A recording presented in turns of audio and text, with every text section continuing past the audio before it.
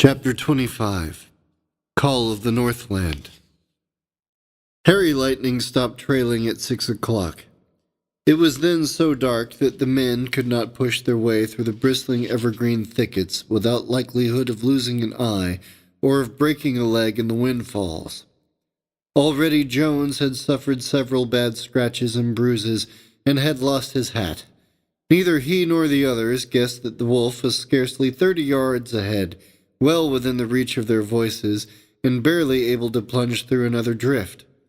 Iron nerves had carried him along, but when he heard the men turn back, he sank down into the snow. Before the sun had risen over the ridge, the king forced his body up on 3 legs that felt like one big ache, and stiffly dragged himself to the edge of a big thicket from whence he could watch the back trail. Before the sun had risen over the ridge, the king forced his body up on 3 legs that felt like one big ache, and stiffly dragged himself to the edge of a thicket from whence he could watch his back trail. There he lay all day while the Canada jays held gatherings above him in the jack pines, and 2 ravens who saw him circled and searched in the confident belief that a kill must be somewhere nearby. The men did not come. They had their own troubles, for Jim's leg needed attention, and the dogs were badly chewed up. On the 2nd day he dragged himself some distance further, and on the 3rd he reached the remains of a moose carcass left by hunters. It was scarcely more than bones because of the work of grizzlies, but they were full of marrow, and he lived on them and snow for several days while his body burned with fever from the clotted wound. More snow had fallen, enough to blur all old footprints and make trailing him almost impossible with so many deer and coyote tracks to cause confusion. During these days the great wolf was a sad sight. Gaunt and shaggy, he crouched there, listening and watching. Several coyotes and a red fox took a look at him and at the bones, but backed away lest they arouse the rage they knew was pent up somewhere in that long black body. No wolves came anywhere near. At length the king was able to travel, but still on 3 legs. Under cover of darkness, he headed direct for the place where he had left his sick mate when her strength had completely given out, and he had had to decoy the dogs over the ridge to save her. Everywhere he found tracks of men and of dogs. It seemed as if the valley had been combed for days, without, however, any of the hunters coming near his own hiding place. His mate was gone. He could find no trace of her except where she had rested under a windfall, evidently for a long time. Here, too, was the scent of man, much of it. Circling carefully to catch the breeze from every part of the wood, he tried to make sure that she was not somewhere nearby. He could not understand why she had left no trail from the windfall. At one point he stood for many minutes sniffing. Here the odor of a faraway camp came to him in occasional puffs, the last stopping place of his enemies. His nose picked out from the smoke odor the individual scent of several dogs, among them Jim's husky, of men he'd learned to know, and of a newcomer brought by Steve to Dr. Jim's leg. But what held him there was an elusive something that suggested his mate. He could not understand this. It was impossible. Suddenly more wood was put on the fire, and all strange scents were obliterated by the heavy smoke. The king slowly turned away. Resolutely he headed now for a favorite rallying place beyond the ridge. As he topped the rise, he looked back and, just to make certain, gave a call, the rough, throaty roar that all the valley knew. There was no answer. The wolf spent the night where he and the porcupine pack had so often gathered. This place, too, was deserted now. He stayed in the vicinity and 3 days later came upon the trail of a band of wolves. These he followed to the first scent post, recognizing several who had run with him in the past, and with them was Harry Lightning's dog. Long he stood there looking down the trail, but he followed no further, for the one he hunted was not in the pack. When at length he moved, it was toward the west, in the beginning of a great circle that was to take in and search the many miles of his range. When spring came with its floods and greenery, the king took up his stand near the den where his last 2 litters of pups had been born in happier days. Evening after evening, just as the shadows grew dense, he walked up to Lookout Rock and gave that gruff, throaty call. For minutes he stood quite still, listening and looking out over the valley. Then slowly he would turn away and silently re-enter the woodland shadows. By autumn he was again in the lower valley of the Porcupine, wandering and hunting alone, terrible in his singleness, yet somehow winning the admiration of all the rangers. Trappers were after him, but traps he spurned. Ordinary ones could no longer hold him now than a string could stop a tiger, for the colossal weight of 200 pounds lay behind his drive. When March came again, he headed northwest and deliberately left behind him all the familiar places of his life. The rangers said that he would stay away. Wolves had acted that way before, but in February, the mating month, they heard his call and knew that once more he had come to search for his mate. The giant track was always by itself. Another year rolled by, and again the gruff call broke the winter stillness and haunted the valley. It had a quaver now, and added loneliness in the closing note. "He is getting old and tired," one of the rangers said to Jim, "and kind of sad." "Hopelessly sad," added Johnny, who had also heard him. "Then I don't believe that he will come again," said Jim. The 3 of them remained silent for a time, thinking of the leader in the days gone by. "He must be here next year," at length cried Johnny. "What would the Porcupine be without him?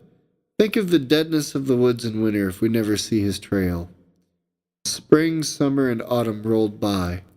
Once more the woods animals were making trails in soft, deep snow. Johnny, ranging along the Porcupine, saw countless tracks and began to notice especially the trail of a band of wolves. There seemed to be 8 of them. All through December they stayed either to the north or west of his cabin, but near enough often to be heard. There was no sign of the Black King. Deer were scarce, and many of the cow moose had moved with their calves to safer territory, leaving a few tough old bulls in the denser thickets. The wolves had difficulty with these powerful ones, and avoided them until hunger at last drove the pack to attack occasionally those that seemed least formidable. But the fights were always long and hard. The pack was badly led by a lanky gray who had little experience.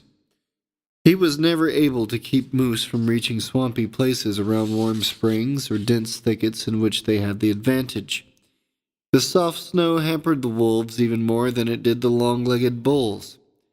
Inevitably, the underfed pack began to grow careless and to make trips into trapping country where sooner or later it was sure to get into trouble. Near the cabin, Johnny often saw one particularly big bull moose. His color was almost black, and from the base of his chin hung a long hairy bell, which made his head seem very large. At first, he had carried antlers with the spread of nearly 6 feet, but these had been shed late in December after serving their purpose very well in the fighting season, for this one had proved himself the king bull of the year. He had been so cruel to the smaller males that he had won the dislike and fear of all of them, and now, when other moose were companionable to each other, he had found himself deserted and left to roam his favorite range entirely alone. It was on a moonlit night in January that the wolf pack first gave him real attention. After hours of hunting without finding game, they ran across his deep trail and turned to follow it. 8 lean, hungry creatures, with the gray one in the lead. The bull scented them from afar and sensed the danger in their stealthy approach. He started for the thickets in a long, swinging trot. Suddenly, the wolves appeared and rushed after him, but he gained the thick, low willows and turned grandly to face them. Beside his bulk, they seemed almost insignificant as they slunk about and studied his position. A less hungry pack would have passed on. The bull stood quite still, sure of his powers but wisely cautious.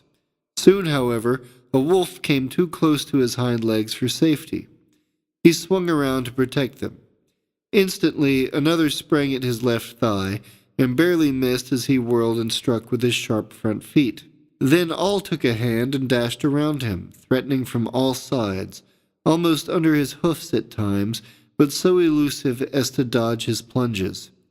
However, two were grazed and cut, though not badly.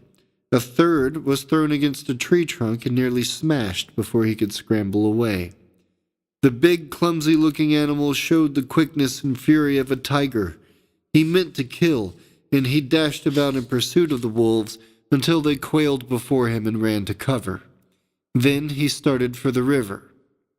The wolves followed in a long line. Twice they stopped him and again fought and teased until tired. At the river, the bull waded into a slough where a spring kept the water from freezing. Here, among tussocks and endless mud, he was in his real fighting element and could use his long legs and spreading hooves much better than his enemies could handle their feet. He breathed more freely. The fight seemed virtually won. But the hungry, thoroughly excited wolves did not leave. Though they could not navigate the mud, they stood around him on tussocks and bayed. Even Johnny, a mile away in his cabin, plainly heard the noise and wondered what was going on. It was then that three more wolves, attracted by the clamor, joined the fight, one of these being the famous renegade dog of Harry Lightning, now shaggier and wilder than ever. Morning found the situation still the same. The great bull stood in watery mud up to his knees, while around him in a respectful circle was a straggling line of eager-faced wolves varying in color from light gray to deep black. Then came a change in the scene. Another wolf walked quietly down the bank and stood at a little distance on the ice, watching. A great black wolf he was, graying about the muzzle but with sparks still in his eyes. The others saw him, and as if wishing to have all the glory for themselves, were spurred to a sudden new attack. Again the bull defended his legs. Furiously and ably, mud flew. The discomfited wolves floundered out of the way, and still the old king wolf watched. Only Harry Lightning's dog seemed possessed with the will to fight on. She leaped in again and barely missed the right hind leg where the tendon was the softest. Before she could recover, the moose was upon her with the swiftest bound of the whole fight. She went down in a sea of mud. The pack came howling to the rescue. The wolves snapped, dodged, then weakly scattered as before, but over the ice to the mud hole came the big black, his mane on end and a deep pucker across his brow. Straight toward the waiting bull, he came, neither looking to right nor left as the pack made way for him. 8 feet away, directly in front of the moose, he stopped and crouched slightly, every muscle tense. For fully a minute, the two animals faced each other, the bull as rigid and ready as the wolf, but for an instant surprised. Absolute stillness had fallen upon the pack. Nervously, the bull moved his head just enough to glance over his shoulder, and in that second the wolf sprang. There was a wild scene as water, mud, and black bodies came together in a blurred mass. Then the moose went down like a log, knocked completely off his balance by the force of the impact. The moose no longer stirred. Only then did the king let go his hold and spring back. A whirling, snarling mass of wolves rushed forward. In a moment they were all over the carcass, ripping, feasting, fighting, and muddying everything. The old black king watched them, but to him they paid no attention whatsoever. He came forward slowly, circling the half-submerged carcass covered by the busy, ravenous horde. A black wolf snarled at him. A gray bared its fangs evilly.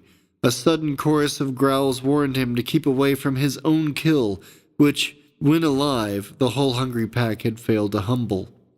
The hair stiffened along his back, his ears flattened, and the wrinkle again almost covered his eyes.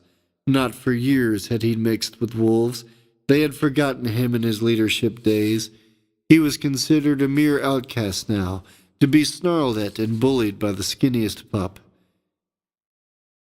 Johnny heard the roar he gave when he charged, but the forester did not reach the scene in time to see the fight. Leaping on the broad side of the prostrate bull, the king caught the biggest gray wolf back of the ear and hurled him into the water. Striking low, he threw a black after him and then a gray. When four mobbed him, he slashed with lightning jaws and then charged backwards and forwards over the long body of the moose, punishing whatever one dared face him and hurling one and all into the mud. His teeth were not as sharp as they used to be, but he had the same strength and weight, the same quickness and courage. Not a wolf could stay with him on the body of the old bull. Up and down it he walked, daring them to come on again. Stiff-legged, bristling, growls rumbling in his throat, he defied the pack of 10, humbled them until they ceased to bay, and slunk about or crouched in the tussocks. Johnny saw him at this instant and marveled at the scene. He had come out on a bar several 100 yards away and was looking through his binoculars. As he watched, the king calmly crouched down and began to eat, while around him milled the horde of hungry wolves, licking their lips, yet not caring to interfere or come too close. The king took his time. He finally stood up and looked the pack over. Disdain was in his every move. How different this ill-fed, craven lot from the sleek, vigorous packs he had led roaring up and down the Porcupine. He stepped from the carcass, sniffed about, and pulled at something he found in the mud. Johnny focused his binoculars more carefully and strained to see what it was the wolf was striving to lift from the water. Gradually he distinguished the head in front of what looked like a dead wolf. Then he saw a white streak on the neck and recognized Harry Lightning's poor dog. The king let the head slowly fall back and turned to give the bull moose a long look.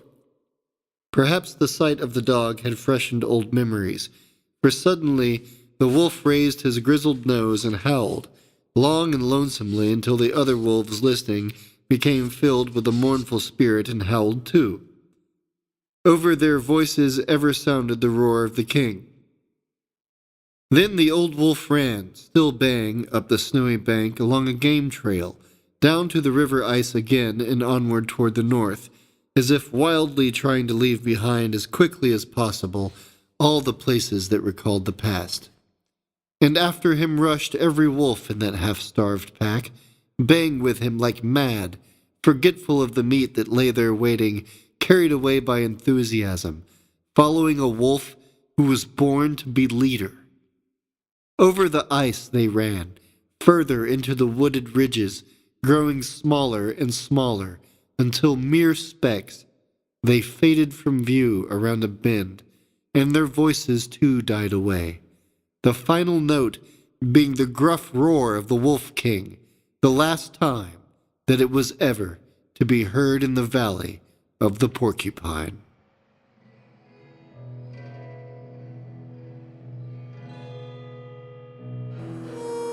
The Wolf King by Joseph Wharton Lippincott. Read by Travis Schuler in dedication for his father Thomas Schuler, a big game hunter of the Alaskan wild who himself had taken many of the game mentioned in this book. The last trophy he took on his final hunting trip was a wolf.